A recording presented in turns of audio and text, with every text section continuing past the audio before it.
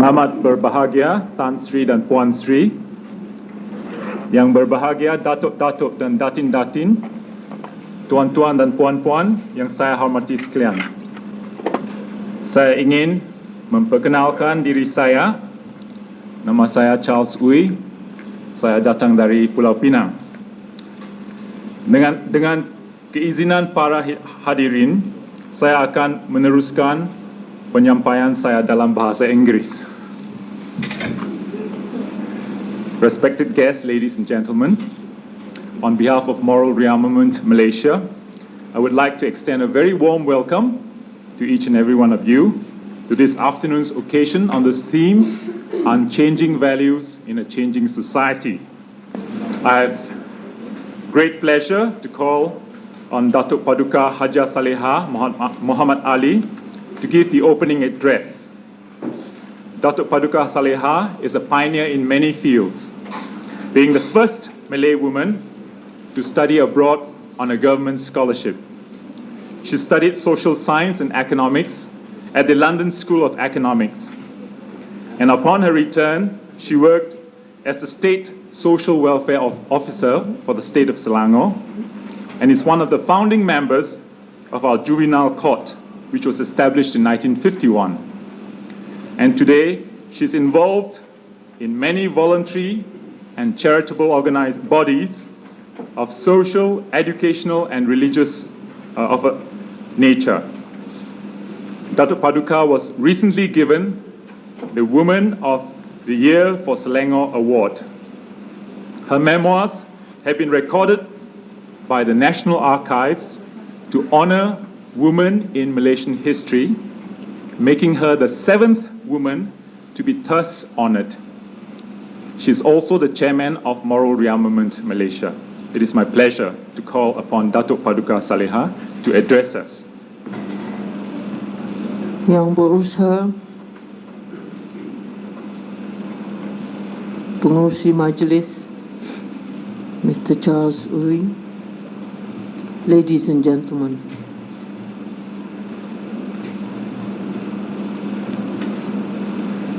It gives me very great pleasure to welcome all of you to today's meeting on the theme Unchanging Values in a Changing Society. From time immemorial, man has related to man on the basis of a value system. The value system has balanced and given growth to man's relationship with man. With the evolution of nations, states, we have also another dimension, the value system that balances man's relationship with the state. Man's relationship with other men and man's relationship with the state have both to be governed by common norms and ideals. This is well balanced in the democratic form of life. However, if values are to play a meaningful role, then it is not codes or constitutions that exemplify this, but the deeds and the quality of life of individuals. Values must relate to the way we live and the relationship we have with others. In Malaysia, we have people of many faiths living in harmony. Religion does temper and strengthen values because ultimately it is concerned not with rituals, but with deeds. In the way we relate to one another, likewise in our nation, we have learnt the need for espousing common values, and these are enshrined in the Rukun Negara, which also stresses a basis of values in all our relations with one another and with the states. We have to stress the common values of humanity, which are part of the heritage of all faiths. In fact, the heritage of humanity. The family plays an important role in shaping the value system. In fact, in molding the value system of individuals. In the so-called modern society of today, this unit, the family unit, is breaking down in many Western nations. Divorces, one-parent family, and broken homes are increasing. This is why we in Malaysia must give stress to values as we modernize, industrialize, and become developed. We can be developed in terms of GNP, but our society can be facing social and human stresses. This is why unchanging values are so important, as these help us to evaluate, change, and relate values in the changing situations we find ourselves. Further, our expressions regarding values must move away from the abstract to the real, and this is found only as we share our common human experiences. I am a Muslim, but I became a better Muslim after meeting moral rearmament because of the 4 absolute moral standards which can be practiced by anyone. We cannot be perfect like God, but we can aim for perfection. My father used to say, to ask forgiveness from God for the wrongs you've done against another human being is not enough. You need to apologize to the person you have offended. I don't know whether you should agree with my father or with me. I think most of my Muslim friends will agree with my father. How do I know whether God has forgiven my sins? I asked. He replied, the fact that you do not repeat the offense is a clear indication that you are forgiven. To me, that is the most comforting thought. You will hear about moral rearmament. You will hear of individual experiences, and we hope through this to stress the importance of unchanging values in our changing society. We need great aims and simple actions. We have reached a point where to work together is a dire necessity, as well as an enrichment and a joy. Islam's charter of behavior is a universal one. To submit your heart to God and to harm no one by word or deed. Others express it in different ways.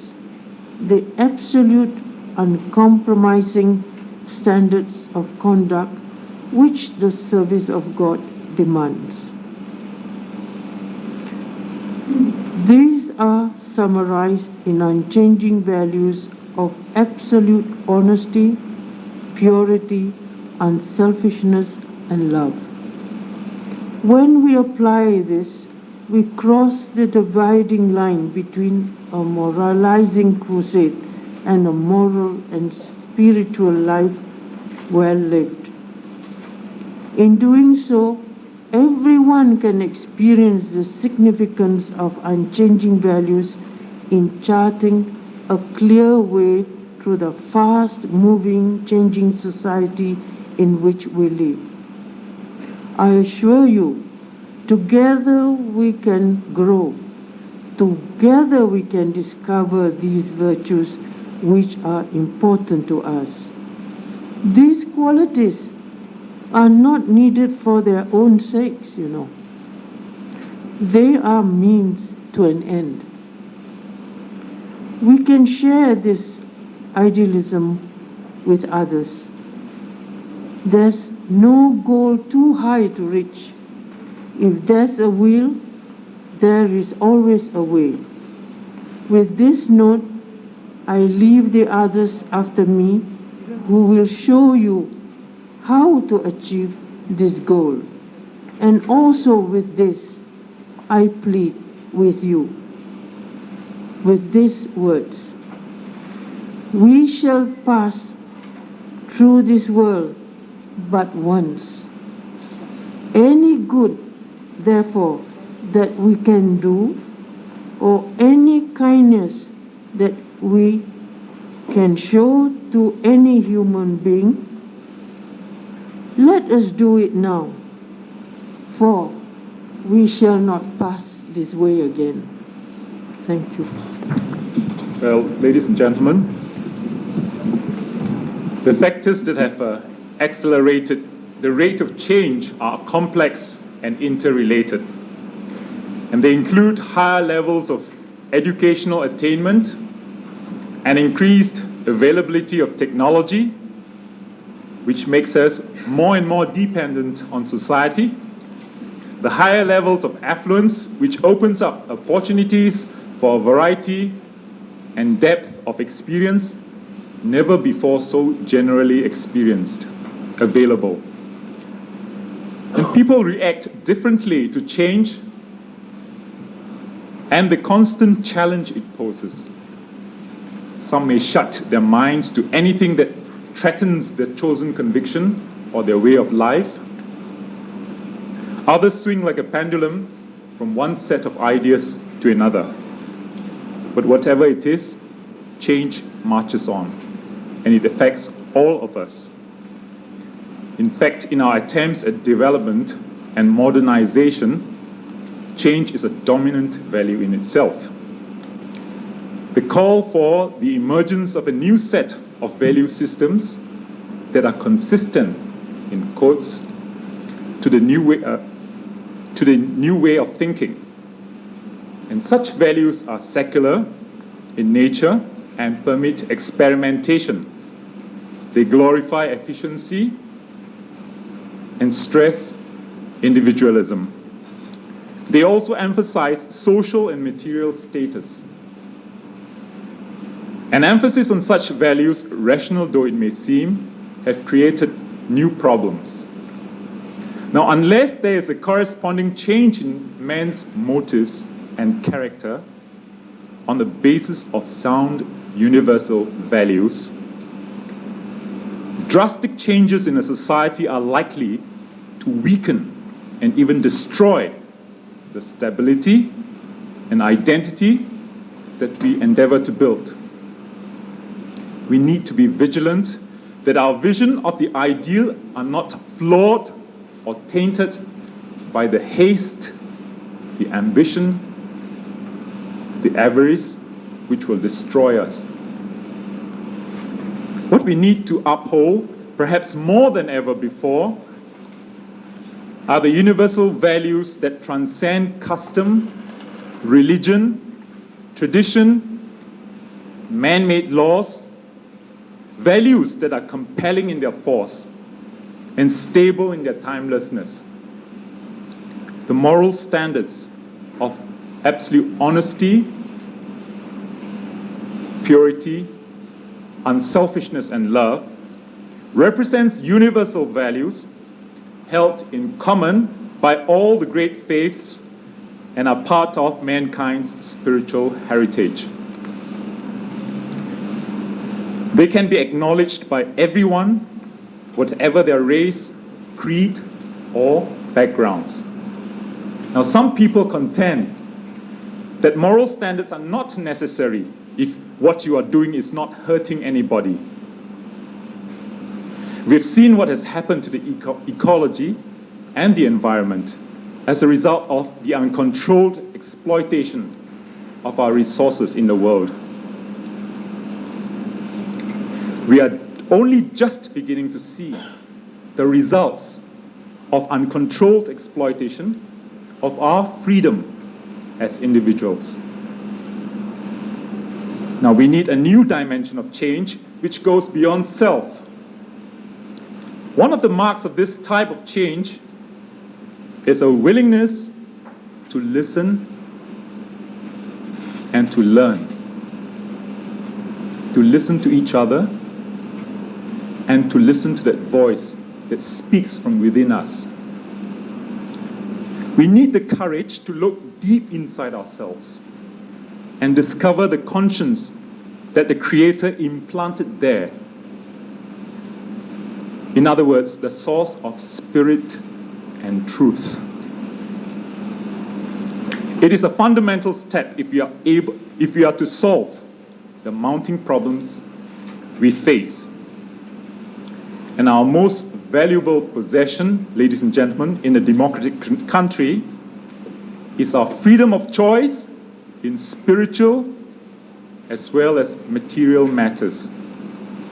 And we have a responsibility to preserve this in the choice we make to obey our inner voice and in the way we live. Our most valuable possession is that. And the first question to put to ourselves is, what really runs us? What really runs us? The greatest liberation is to admit perhaps the hidden aims and motive that have produced the paradox between what we say and what we do. Now, absolute honesty is the basis for humility and builds trust. Absolute purity purifies our motives and frees us from indulgence and self-seeking. Absolute unselfishness means a release from the grip of our ambition, jealousy, criticism, and greed. Absolute love leads to forgiveness. It means that no one is eliminated from our care and concern because of their color, nationality, religion, ideology, and so forth.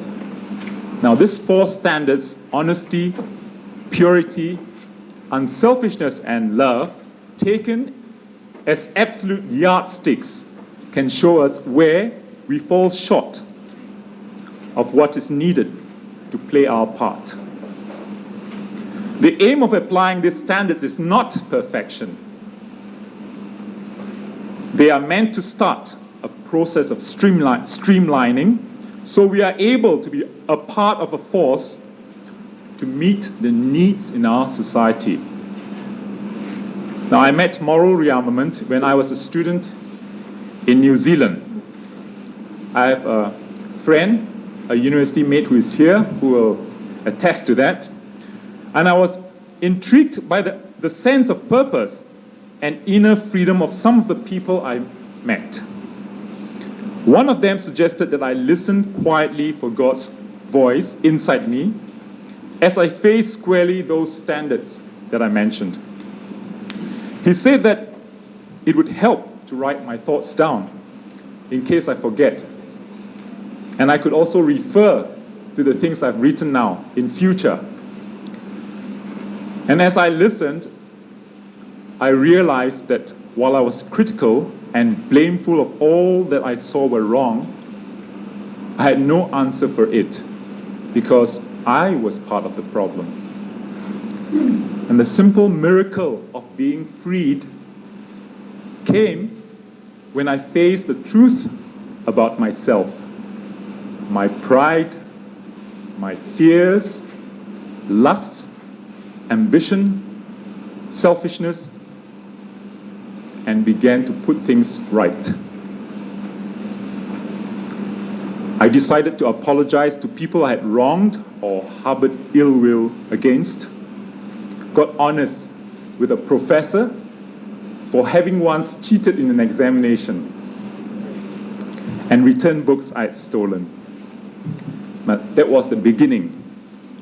But I discovered that as we shed our excess baggage, we are free to let God, or that inner voice from within, to guide and inspire us to accept challenges greater than what we can manage ourselves. And we are set free to think beyond self to the needs in the world. The driving force, it seems to me, of today's culture is the culture of self. It is that spirit of get, which stems from our selfishness. And the values we need are those that can create the unselfish person. Now, many of the great leaders of yesteryears who have left a lasting impression on society stressed noble values of care, compassion, and unselfishness, wherever they may come from or whatever their backgrounds. I remember Martin Luther King, Abraham Lincoln, Mahatma Gandhi, etc.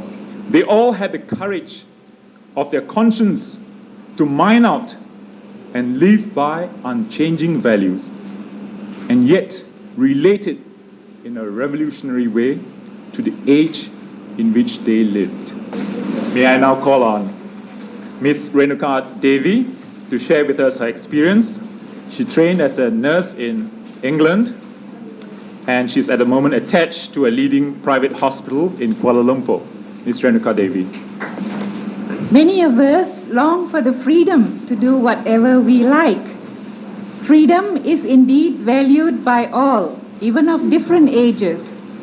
As a teenager, many years ago, I wanted my freedom as I felt my strict upbringing was depriving me of fun and excitement, which we all long for sometimes.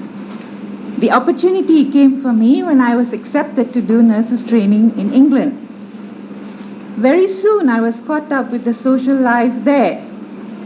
What I saw in Hyde Park, Trafalgar Square and the Brighton beaches left me feeling depressed, deprived and disappointed.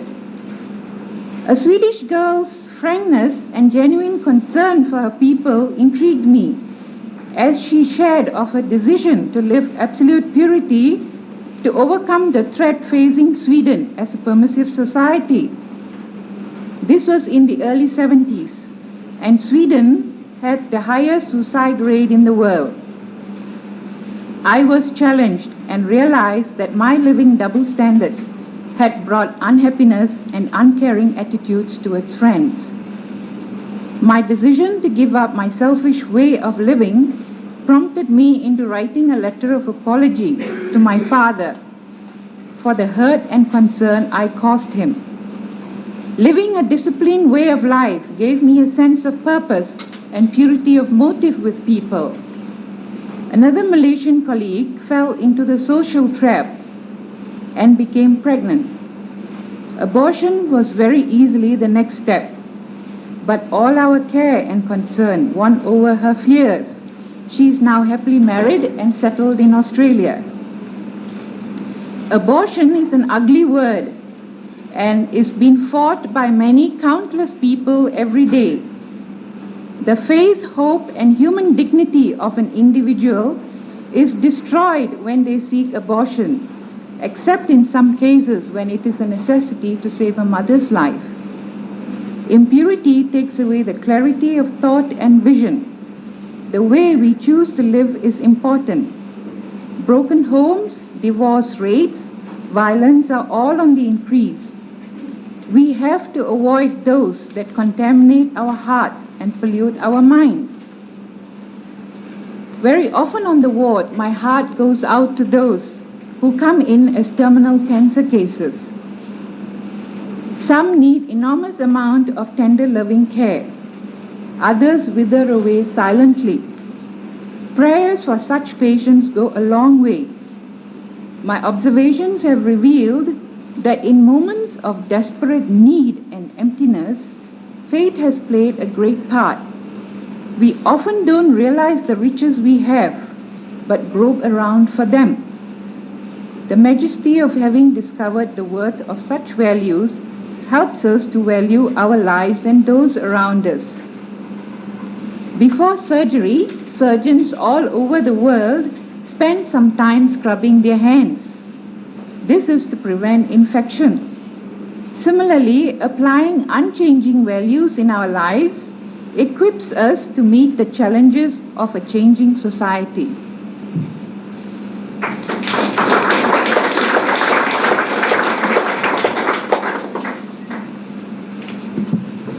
Renuka Devi spoke of the value of purity and a need for a bigger purpose to sustain us. And she has highlighted for me the worth of such values that helps us to value our lives and those around us. She mentioned about abortion and various things, something that perhaps we could reflect on. Our next speaker is Ms. Tan Beng Im. She's a laboratory assistant in a company in Petaling Jaya and has been a Girl Guider for the last 2 years. But she has just attended an international youth conference in a place called CO, the International Conference Center for Moral Rearmament in Switzerland, which is located above Lake Geneva. Ms. Tan. Unchanging values in a changing society. Fashion comes and goes. Changes are constantly happening around us. Either our environment changes and we change with it, or we hold to what we know is valid for ourselves and our lives. Religion has been very important part of my life. I am a Buddhist, but it has only in times of trouble that I pray. I know very superficially about Buddhism and have always said that I need to know more, but haven't done anything about it. Recently, at the Moral Re-Armament Center in Switzerland, this truth came home forcefully to me. I had signed a contract with God that is giving Him my life and trusting Him to guide me. Including in my contract was to spend time in meditation and seeking His direction for my life. But I haven't done this often enough. As a result, I'm influenced by what others say and think of me.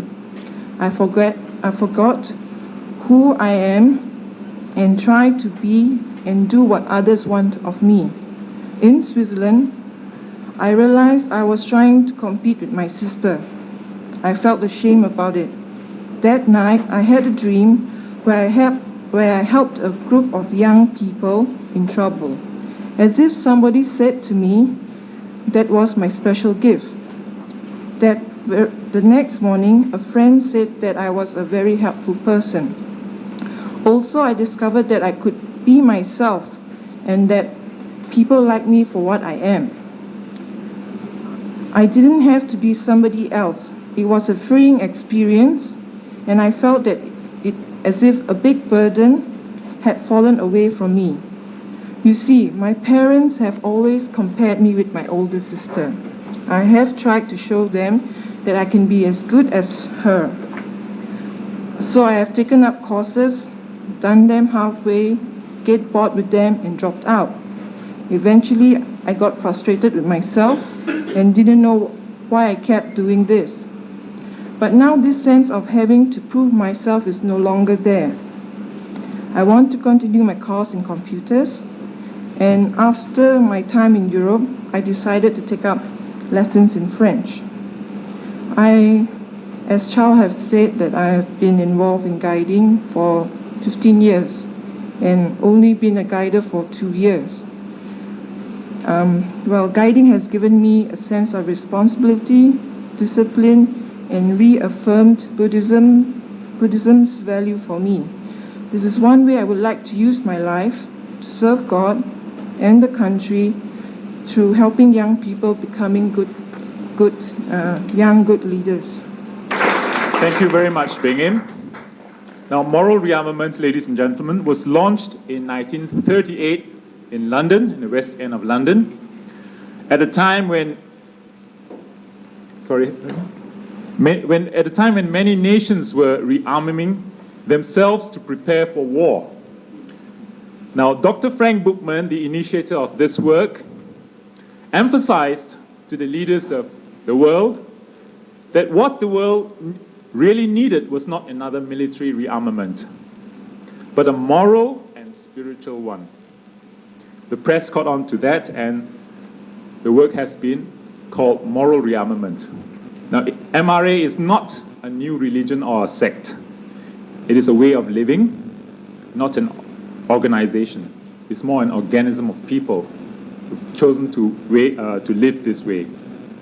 It is a comradeship with all classes, races, and conditions of people everywhere.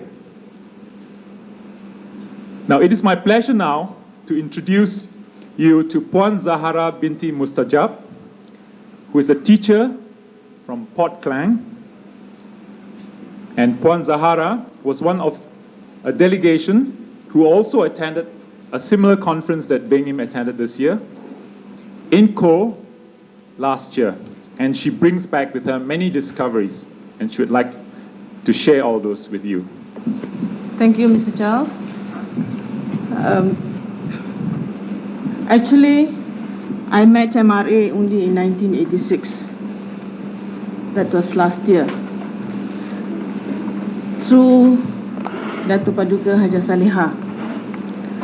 From then on, I tried to know more about MRA.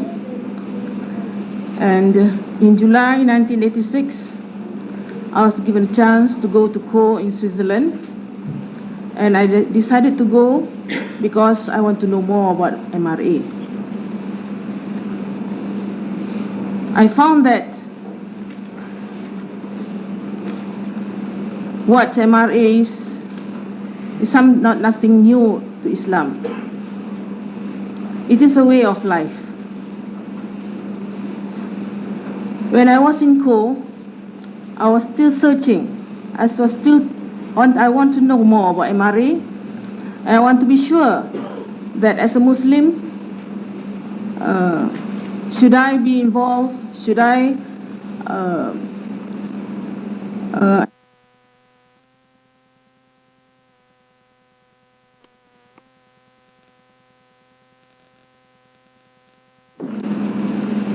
am I satisfied with what I know about MRA? So as the days passed by, I saw how sincere, honest, dedicated, and unselfish this group of people at Ko were. And I looked at myself, and I felt so small. I found that I must improve and change myself. I am involved in a few social work in my community, in Klang, as well as in Selangor. And I found that all the time I point at my friends who are not sincere in their work, who are not willing to do their work, and so on. But after I went to Ko, I found that it is me that I need to change.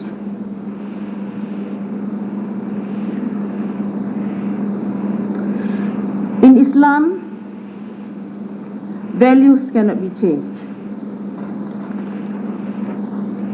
It is said by Almighty Allah. It is society that changes. Being a teacher, and I know the aim of education in our country is nation building and national unity, or in Malay it is perpaduan kebangsaan dan pembangunan negara. But in the course of my work, I forgot this aim. I'm a teacher in examination class. When I face my students, I forgot about the aim.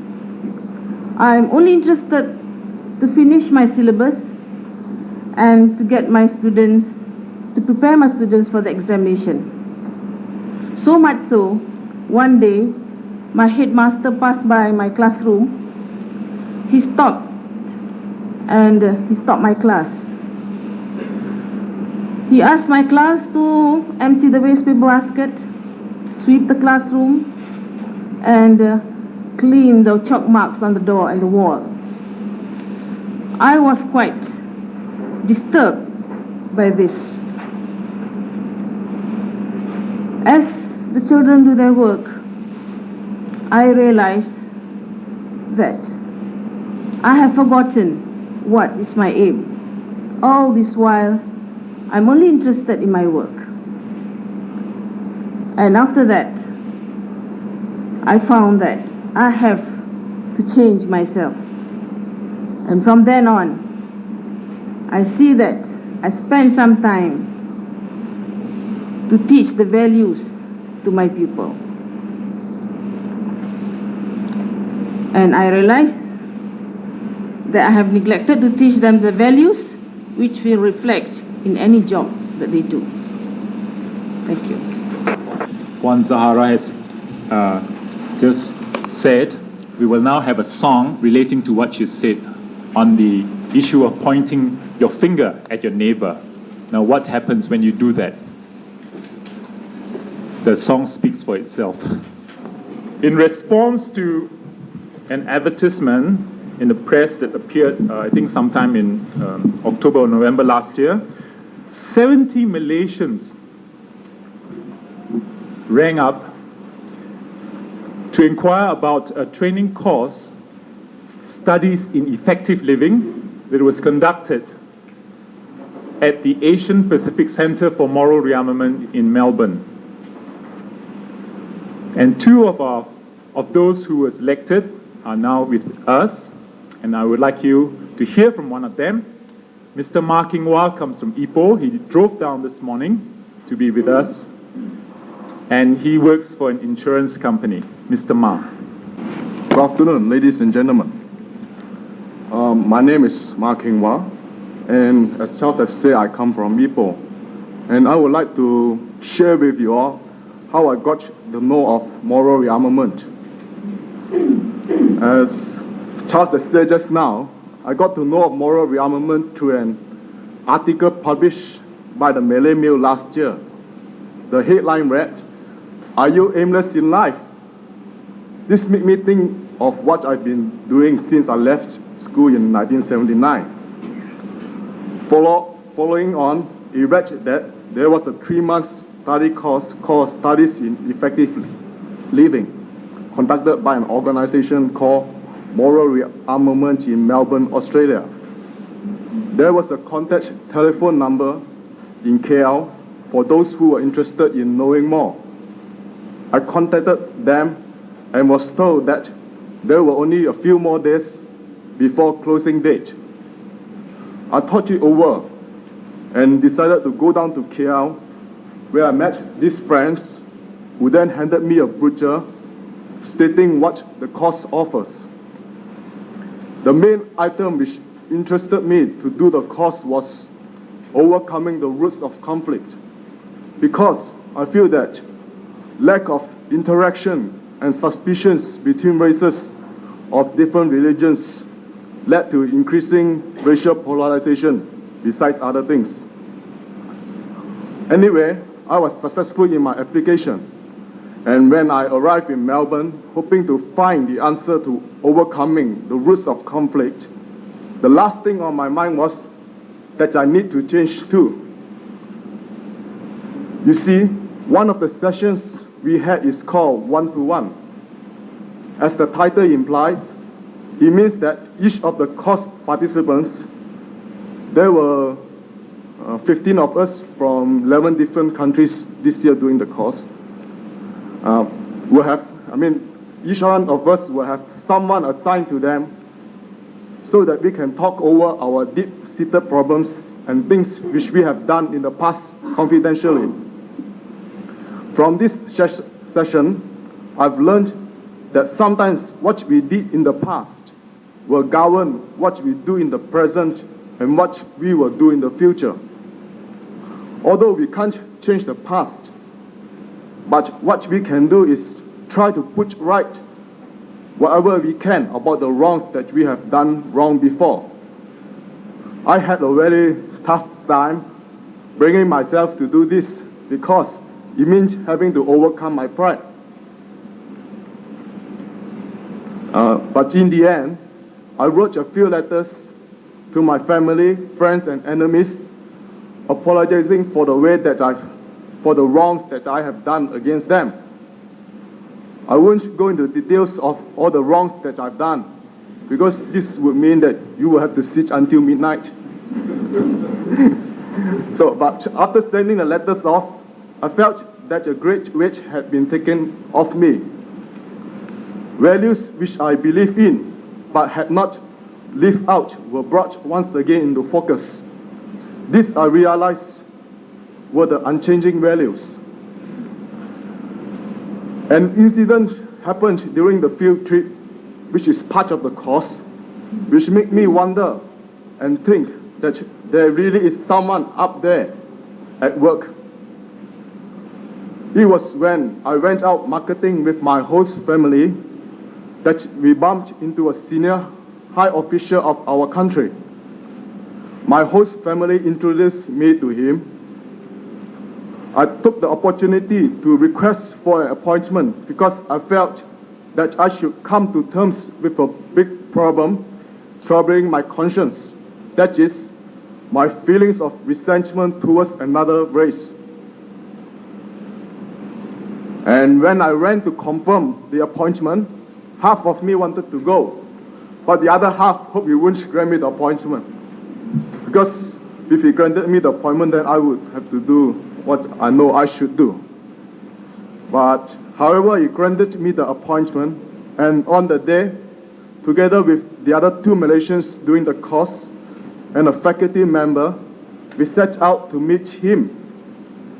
We arrived 10 minutes early, and as we were walking up, he drove in. We thus met him outside, and this helped in making the atmosphere more relaxed for what I had in mind. During discussions later in his office, I apologized to him for the way that I have felt against his race, keeping in mind that we must not condone wrongs which have happened. I left his head office knowing that I had overcome my problem by starting to build bridges and not walls amongst people of different races. I have been back in Malaysia for 2 months now. I must admit that sometimes situations occur which makes my blood boil. However, I find that I can manage to overcome it this time much more positively. Also, while I was in Australia, I've come across groups of people who organize trips to visit places of worship of other faiths or religions. They also met with the people in authority so as to have a deeper understanding and respect for one another's religion and culture. This makes me wonder, do we, Malaysians, really understand our fellow Malaysians who are of different race, faiths, culture? And also the most important thing, our own faith and culture. To the best of my knowledge, I have yet to come across any religion which is not for the well-being of human beings. It's only when twisted people use religions for their own personal gain and power that fanaticism grows. For this, there's a saying, or you can say there's a warning. We say, beware of the fanatic. Too often, his cure is deadlier by far than the evil he denounces. If we really live by what our religion professes, the world would be a much more peaceful place to live in. Our country, Malaysia, has just celebrated its 30 years of independence. We are proud that we have been living in harmony and coexistence for these 30 years, except for one such incident in 1969. But I believe that we, as Malaysians, could mold Malaysia to be a model country for the world to follow. This does not mean that it will be smooth sailing along the way, but if we start by putting an end to the wrongs and find a way that is right for us all, then we will have begun the first step of a long journey. Unchanging values are crucial in this endeavor or task. Thank you. Well, Mr. Ma has certainly challenged me with the stand that is taken. Can Malaysia, as a multiracial society, demonstrate to the world that a multi-ethnic society like ours could live in harmony, peace, prosperity, and perhaps give an answer to the many war-torn, divided countries in the world? Think of South Africa, the Middle East, divided because race and religion have been used by people as an excuse to divide man. Can we pattern something? It will take all of us. It is our equal responsibility. That is the message I believe that Mr. Ma has put across to us. Now, our next speaker is Julie Tan. She's a graduate from the University of New South Wales, and she studied psychology and sociology. Now, she's worked with Moral Re-Armament for over 12 years now in 4 continents, and she's now at present based in Petaling Jaya, and she will introduce a song following what she has to say. Good afternoon, friends. I was 17 when I left for overseas to study. The change in environment, newfound freedom was overwhelming. My values, which had not been firmly held, were displaced by others. So you can say I was the opposite of our theme today. I had changing values in a changing society. Where did it leave me? Unhappy and making others unhappy as well. Insecure and clinging to people, relationships, activity to bolster myself. I was dissatisfied with everything and feeling hopeless and helpless. But perhaps this state of dissatisfaction is an important one because it keeps you searching. It was in this state that I met these ideas of MRA. That is, the idea that I could influence people for good or bad. That I could either be part of the problem or part of the answer. If I found an answer to dishonesty in my life, then I had an answer to corruption everywhere. That my life mattered and how I lived it. Coupled with that were the 4 absolute standards that you heard Charles and others mention. And also this new idea that I could get direction for my life if I took time to listen to my inner voice or God.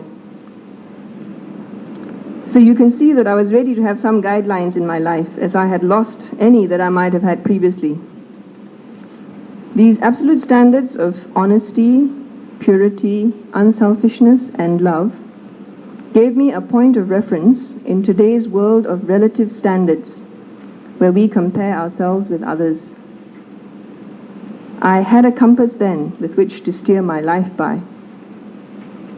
As I began to make restitution, that is, to put right the wrong things I had done, I began to feel almost literally a moral backbone propping me up so that I could look people in the face with confidence. I began to have a set of values that were my very own. Just to give you a graphic picture of what I was like, imagine a lion standing, okay? There are 4 bones along the length of his back holding him up.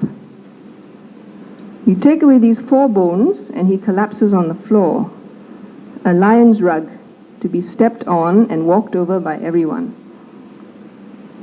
Before finding a set of values to guide my life, I was like this lion's rug, comfortable to have around because I agreed with everything, but feeling miserable inside.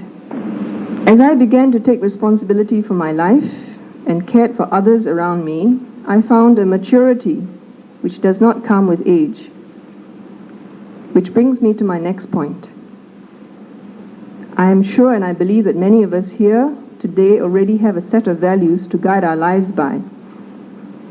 But how do we pass it on to others? Become more effective and apply it relevantly to the needs of our country. Because in today's world, where there are so many needs, if we live only for ourselves, only for our careers, our families, and our friends, then our lives are too small. We are good for nothing. It would be like painting our own little cabin on a big ship that is sinking. Shall I repeat that? It would be like painting our own little cabin on a big ship that is sinking. Now, I have decided to give my life to help others find what I have found, which has given my life purpose and meaning. Unchanging values, tried and found to work, with which to confront and tackle today's changing society. So now I have to introduce the next song, which is called You Can't Live Crooked and Think Straight, and that very much applied to me. Now, families are one of the most important human groups in our social institutions. It is through the family that values are transmitted to the individuals, who is socialized by them into an organized way of life. Now, Mrs. Tia Naya comes from Calcutta. Her parents have been involved with moral rearmament for over 30 years, working with people in industry and also solving some of the social issues they face there. And she has become part and parcel of all that her parents have been involved in from a very early age. So Mrs. Tia Naya. Well, I can call myself half Malaysian because I'm married to a Malaysian and I live in Petaling Jaya. Continuing from what Julie said, how do we pass on our values to others? I feel that value system is passed on from one generation to the next, not by traditional rules of do's and don'ts, but through the actions of individuals, the lifestyle, the priorities in their lives. I agree with Kaka Saleha that family has an important role to play in molding the right values for the younger generation. Take my family, for instance.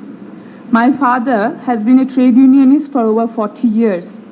He started his first union, Post and Telegraph Workers Union, Calcutta, when he was 17. He fought injustices, especially for economic equality in society.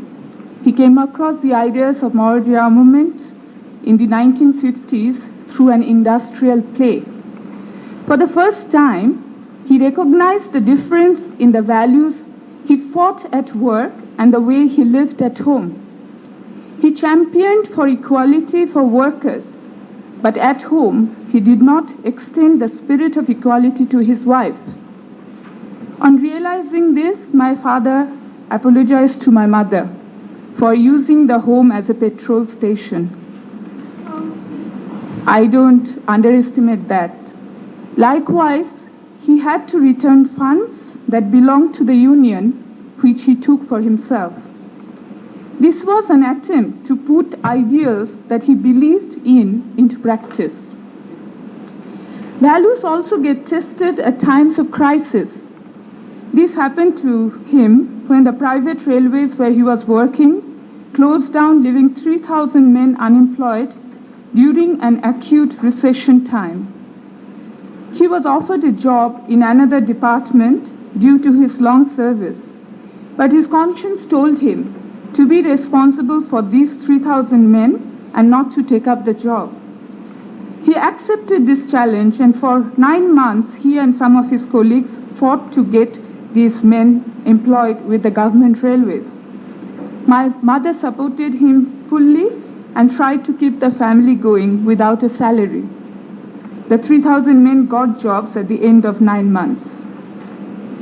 Yet how does one pass on these concerns and convictions to the next generation? I appreciated what my parents did. but I had to find for myself my own sense of values. I realized that honesty was necessary even in simple things. And I had to be honest with my parents for the lies I told them. That purity of motive, thought and action was necessary for anything I did for others. And I had to truly ask myself what career I needed to make for myself. Will it be to serve others or will it be to make a lot of money? One of the profoundest experiences I have had is, even though I am a Hindu, while I worked with part-time at the home for dying of Mother Teresa's home, it brought home to me the reality of how the very poor in India live and exist. This experience continues to focus in my life the relationship between need and greed and acts as a check on my lifestyle. Through my experience, I realize that my values must be the same in all my relationships, be it in the family or even at work. These personal unchanging values have thus become the basis of my conviction. Thank you. Tia's husband, Mr. Haridas Nair, I think many of you will know him already, but he met these ideas when he was a student in Bombay, 1968 or 69, no? It's many years ago now, and has been involved with the program ever since then in different countries, but he has been based in Malaysia now for nearly 4 years now. Now he is at the moment the executive director for the Association for the Promotion of Higher Education in Malaysia. And he is also currently the secretary of the Institute of Public Relations of Malaysia. And Haridas has been actively involved with various social service and charitable organizations in KL. So without further ado, Haridas. It is not very often that I follow my wife at a conference occasion like this, but I think we have had the chance this afternoon to hear from a number of speakers, and I think no one will disagree that the pace of societal change is increasing. Rapid socio-economic, technological change, relatively greater human control over the environment, leading both to fruitful and frightful possibilities stare at mankind. Pollution and environmental issues face us. In other parts, war, rebellion, famine, oppression, immorality and corruption threaten to tear away at the fabric of society. In some more developed societies, the pace of change is faster. The leap from the traditional to the modern, both in space and time, brings with it its attendant problems. The rate in some Western societies have so accelerated that the past, the present, and the future are all there at the same time. The frightening reality is that while the past can be studied, the present observed, the future seems quite uncertain. Human responses to these changes can be seen in various expressions, both positive and negative. Some people just opt out, be it the hippie culture or what is known as the punkies, broken families. In other forms, the expressions are found in the form of fundamentalism, extremism, or in the permissive decadent life that one comes across, which holds no meaning or reason for living. These raise several challenging questions. How do we equip people with skills or education which does not too quickly become outdated? What can those of a preceding generation share and give to those of the next generation, which equips them to live meaningfully, especially when their style and way of life may be radically different? We have already seen in our societies the turmoils between tradition and modernism. When you lose a tradition, all you're left with is a fashion. The extended family system of yesteryears, which has been the center of a value system, has today becoming increasingly replaced by the nuclear urban family unit struggling to find its balance. In the more Western societies, single parenthood is now being increasingly accepted. The crucial question as we face these issues remains the need to preserve parts of our heritage, which must not be lost if men are to remain sane and human. These represent the unchanging eternal values which mankind must preserve. Deep roots perhaps do not grow easily in the asphalt of today's modern cities. The individual has to now more than ever find his worth. He will have to search for new reference points on which to shape the foundations for the future, guidelines in the life of each individual. MRA represents a response to this search. Bertrand Russell's significant point that the ultimate in life must be sought in the individuals of society and not in the whole remains an appropriate reminder. We live today in an age of experience. The cry is for experience, reflected as it is in the drug trips that you hear about, in the permissiveness that is seen, or other expressions. In this age of radical skepticism, when everything is questioned, perhaps experience holds the key also to translating values into living forces of meaning.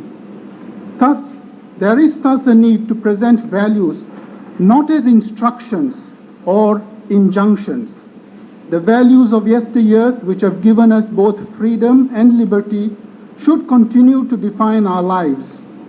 But they should move beyond mere injunctions from religious and holy books into the domain where they exhibit themselves as real personal experiences, values on two legs. All beliefs, be it religious, Marxist, Freudian, or ideological, have been undermined by their evident failure to be put into practice effectively in the lives of individuals. Through this afternoon, we have all heard experiences shared.